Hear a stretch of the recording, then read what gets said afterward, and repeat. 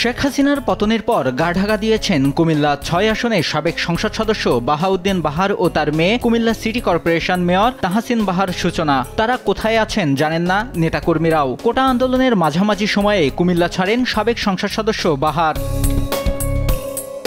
দলীয় সূত্র মতে বাহাউদ্দিন বাহার চোখের অপারেশনের অজুহাতে গেল ১৫ জুলাই ঢাকায় চলে যান। এরপর আর কুমিল্লায় ফেরেননি। রাজধানীর উত্তরার বাসভবন থেকেই আন্দোলন দমানোর নির্দেশ দেন নেতাকর্মীদের। তার সে নির্দেশনা বাস্তবায়ন করেন তার মেয়ে কুমিল্লা সিটি মেয়র সূচনা। গেল ১৮ জুলাই বৈষম্য বিরোধী ছাত্র আন্দোলনের কমপ্লিট শাটডাউন কর্মসূচির দিন কুমিল্লা কোটাবাড়ি বিশ্ব রোড এলাকায় পুলিশের সঙ্গে দফায় দফায় সংঘর্ষ হয় আন্দোলনকারীদের। সেদিন মহানগর থেকে শতাধিক নেতাকর্মী নিয়ে টমসম ব্রিজ কোটাবাড়ি সড়কে অবস্থান নেন কুমিল্লা সিটি কর্পোরেশন মেয়র সূচনা। এ সময় সড়কে সড়কে নিপীড়ন চালানো হয় আন্দোলনে অংশগ্রহণ করতে যাওয়া শিক্ষার্থীদের। সবশেষ ৩ আগস্ট কুমিল্লা নগরীতে বৈষম্য বিরোধী ছাত্র আন্দোলনের বিক্ষোভ মিছিল কর্মসূচিতে সূচনার নির্দেশে ব্যাপক তাণ্ডব চালায় আওয়ামী লীগ ও অঙ্গ সংগঠনের নেতাকর্মীরা। ছাত্র জনতার উপর নির্বিচারে গুলি চালায় কুমিল্লা মহানগর যুবলীগের আহ্বায়ক আব্দুল্লাহ আল মাহমুদ শহীদ, মহানগর স্বেচ্ছাসেবক লীগের সভাপতি জহিরুল ইসলাম রিন্টু, মহানগর স্বেচ্ছাসেবক লীগের সাধারণ সম্পাদক সাদেকুর রহমান পিয়াস ও মহানগর ছাত্রলীগের সাবেক আহ্বায়ক আজিজুল হক শিয়ানু। তাদের তাণ্ডবে এক যুবক নিহত ও অর্ধশত ছাত্র জনতা আহত হয়।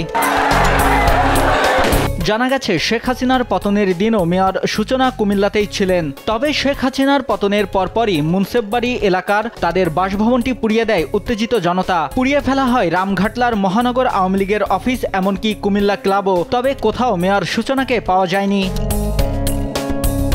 প্রত্যক্ষদর্শীরা জানান ৫ আগস্ট বিকেল ৫টার পর সেনাবাহিনীর একটি গাড়িতে ৩ থেকে ৪ জন নারীকে বসিয়ে রেখে রানীর দিঘির দিকে যেতে দেখা গেছে। জনতা তখন সেনাবাহিনীকে অভিনন্দন জানাচ্ছিল, কিন্তু এই নারীরা কারা সেটা বোঝা যায়নি। ধারণা করা হচ্ছে ওই নারীদের মধ্যে কুমিল্লার মেয়র সূচনাও আছেন। তবে তাকে আটক বা হেফাজতের বিষয়ে কোনো কিছুই জানায়নি সেনাবাহিনী।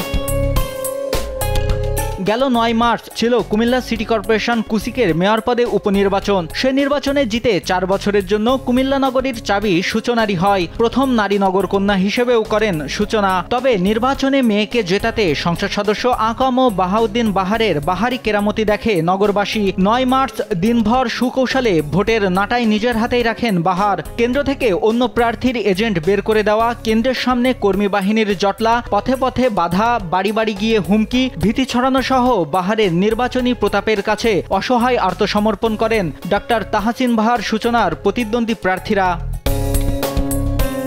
৫ আগস্ট ছাত্র জনতার গণ আন্দোলনের মুখে প্রধানমন্ত্রীর পদ থেকে শেখ হাসিনার পদত্যাগের পর দেশত্যাগ ও দেশবাসীর উদ্দেশ্যে সেনাপ্রধানের দেয়া বক্তব্য শুনেই কুমিল্লার ছাত্র জনতা রাস্তায় নেমে আসে। একই সঙ্গে অবসান ঘটে কুমিল্লার বাহারের বাহারি রাজত্বের। এ সময় বিক্ষুব্ধদের অনেকেই বলেন, জালিম বাহারের হাত থেকে কুমিল্লা মুক্ত হয়েছে।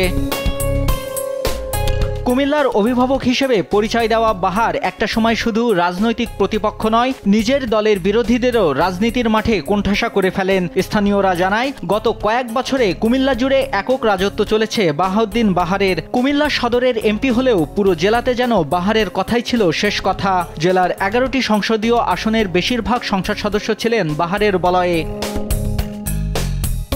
নিউজ ডেস্ক, দেশ টিভি।